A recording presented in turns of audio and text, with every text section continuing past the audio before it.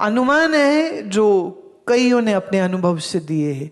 जैसे हमारे परिचय में भी कुछ ऐसे लोग हैं जिनको अपना पूर्व जन्म की स्मृति है, तो वो पिछले जन्म और इस जन्म में कईयों को 10 साल का गैप है, कई को 1 साल का भी गैप है, कईयों को 2 साल का गैप है। फिर कुछ एक जिनको अचानक से पूर्व जन्म की स्मृति हो जाती है। ऐसे बहुत सारे केसेस मैंने पढ़े, तो उसमें भी कहीं 9 महीने में जन्म हो रहा है, कहीं 1 साल में हो रहा है, कहीं 10 साल में हो रहा है, कहीं 50 साल में हो रहा है, कहीं 100 साल में भी हो रहा है। इसलिए इसका कंफर्म उत्तर मैं नहीं दे सकती हूँ।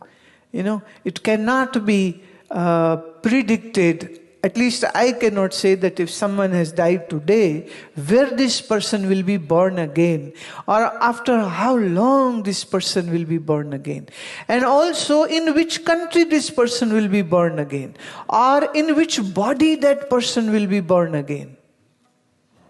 Can't say. It's very difficult. It's very mysterious.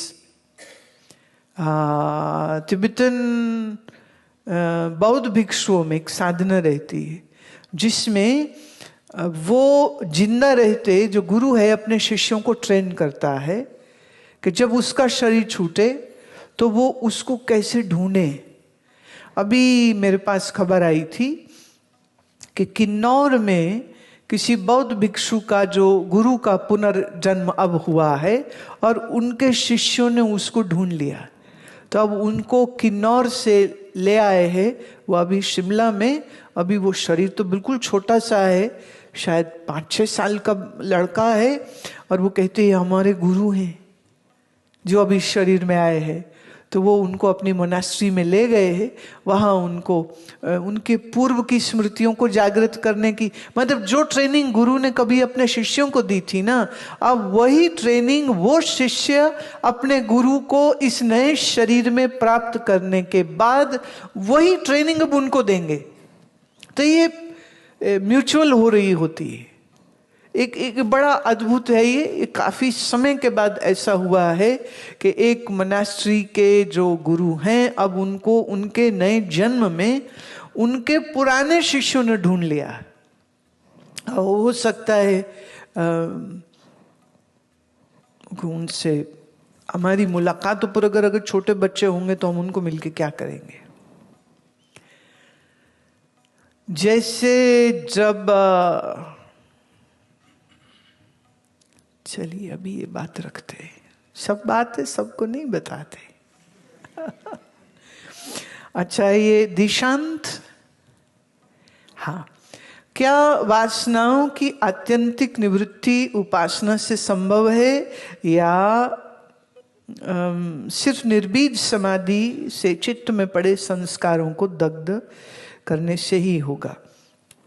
ऐसा है, उपासना से भी निवृत्ति वासनाओं की हो जाती है। उपासना जिसमें वैराग्य हो, और प्रेम तो इतनी जबरदस्त अग्नि है उसके सामने तो कुछ बचता ही नहीं है। आप देखो ना, मीरा को देखिए, चैतन्य महाप्रभु को देखिए, संत रविदास को देखिए, ये अभी जिनका हमने भजन गाया संत सहजोबाई को देखी। संत सहजोबाई का अपने गुरु के प्रति जो उनकी उपासना, जो समर्पण, जो भक्ति की वृत्ति थी, उनके चित्त को कैसा निर्वासनिक कर दिया।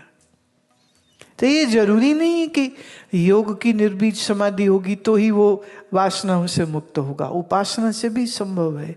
जैसे ऋषि मार्कंडेय ने शिव की उपासना करी, समस्त बीजों से, कामनाओं के बीजों से उनकी मुक्ति हुई थी। बिल्कुल संभव है, उपासना से भी और निर्बीज समाधि से भी। Number 1, meditation's goal is to create calmness in the mind. If you already have calm mind, why the hell you want to meditate? What for? You need to eat food if you are hungry. If you are not hungry, then don't eat food. You can't say, I am not hungry, I am so satiated by, do I need to eat food? I would say, no. It's logically, no, you don't need to eat any food if you are satiated. If you are not thirsty, don't drink water. If your mind is already calm, what is the need to do meditation? But the problem is this, that your so-called calmness is very conditional until somebody comes and stirs the hornet. Then you are very calm. Then somebody comes and insults you, you are angry. Somebody takes away your some very favorite food or stuff or object, you get angry. Somebody steals your boyfriend or girlfriend, you are very angry. Your calmness goes away. Somebody took away your money, stole it, you are very angry, your calmness goes away. Somebody didn't listen to you, didn't respect you, didn't give you what you wanted. Your calmness goes away. So this calmness which you people have is very fragile. So now or in another moment it is gone. You people say, I am calm as long as you obey me. I am calm as long as you give me what I am asking you to give. And if you don't give me what I want, then I'm not calm at all. That is not true calmness. Although when you listen to my bhajans and you sing and dance, you feel that calmness is good for you. But sure, the objective of meditation is to stop the chattering of the mind. And that requires a great dispassion and the ability of discernment and ability to make right differentiation in between your needs and desires and being non-expectant from others and from your own self. And you hold your boots tight. And you do certain sadhana to keep your mind in sanity. Like many people say, somebody said, are you a calm person or an angry person? He said, I'm a very calm person until you provoke me. So it's on you that you don't provoke me. If you will provoke me, then I am the angriest person of this world. But if you don't provoke me, then I'm the calmest person. Please be aware with such person, because this person is very dangerous. Your calmness should not be dependent on your moods or your likabilities. When your calmness is there, unconditional, that is the true calmness. अजब है ना ये. सो बाकी सब चीजें भले भूल जाओ तो भूल जाओ, बस ये चीज नहीं भूलने की है. क्या दो काम करने हैं. बैठ के ना मृत्यु पर चिंतन करिए. मृत्यु से डरिए मत, मृत्यु से घबराइए मत, क्योंकि मृत्यु किसकी होगी? किसकी होगी? तुम्हारी. और शरीर तुम हो नहीं. शरीर किसका बच्चा है? शरीर काल का बच्चा है. काल खेल रहा है. काल खेलेगा. काल एक दिन मार देगा. तो जिस चीज पर तुम्हारा अधिकार ही नहीं है, उसके लिए तुम्हारा दुखी सुखी होना बनता नहीं है. And the truth is this, nothing belongs to you. You do not own even a hair of your head. What to say you own the life? When we say, people, these days very commonly say, it's my life. It's my life. Why the hell you are advising me? It's my life. My dear, there is nothing called my life. Life, if is owned, then is owned by death. Is owned by time. And in our Indian system, we don't see death and time as distinctive from one another. We see them as one. Death and time are one. So the whole game is of time. And we have a beautiful name for God, and we call Akal Purakh. One who is beyond the Kala. One who is beyond the time is God. Who is God? The one who is beyond the time. Because the one who is born and is dead is in the realm of the time of Kala, and the one who is beyond the realm of Kala alone can be called God. So काल से भयभीत नहीं होना और अकाल पुरख से मन जोड़ के रखना, समझे? काल से डरना नहीं और अकाल में मन की स्थिति बना के रखो। फिर किस चीज से डर बोलो? बड़ा सुंदर है। मैं चाहूंगी कि चौपाई पर थोड़ा ध्यान देना। श्री गुरु गोविंद सिंह महाराज ने जो चौपाई दी ना, उस पर ध्यान देना। वो क्या? काल पाए ब्रह्मा बप तरा, काल पाए शिवजू अवतरा।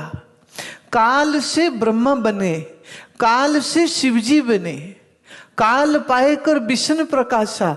विष्णु का प्रकाश भी काल से हुआ। सकल काल का किया तमाशा, ये सारा तमाशा काल का है। बहुत सुंदर है, बहुत सुंदर है। पर याद रहे, काल की पहुंच सिर्फ तेरे पंच भौतिक देह तक है, तुझ तक नहीं है। अकाल कौन है और काल में कौन है, इसका विचार अवश्य करना चाहिए। तो ये जो गुरु गोविंद सिंह महाराज की जो रचना है ना चौपाई, इसको बहुत अच्छे से समझना चाहिए। इसके अर्थ मैंने दिए ना, उनको सुनिए आप, इतना आनंद आएगा ना। क्योंकि काल में दुख है, काल में सुख है, और अकाल में न सुख है न दुख है। अच्छा देखो, सु खा सुख, दू खा दुख, ठीक। अब सु और दू इसको हटाओ, पीछे क्या है? ख ख। ख का मतलब संस्कृत में क्या होता है? हाँ, और आकाश भी है, अवकाश भी है, अर्थ ब्रह्म भी है। सु, सुख में सु और दुख में दू, तो सु हटाओ, दू छोड़ दो, ख ख। आकाश आकाश पकड़ लो तो भी ठीक है, इसी आकाश में ये घटित होता है। तो सु दू में बदला, दू सु में बदला, ख वही का वही। जो काल का अधिष्ठान है, ये कहो जो आकाश का अधिष्ठान है, जिस आकाश ने अवकाश दिया है ना, उस आकाश का अधिष्ठान कौन? नित्य शुद्ध बुद्ध मुक्ता अनंत अविनाशी आनंद स्वरूप ब्रह्म। तो सु में भी ब्रह्म है, दू में भी। तो सु नहीं पकड़ो, दू नहीं पकड़ो, किसको पकड़ो?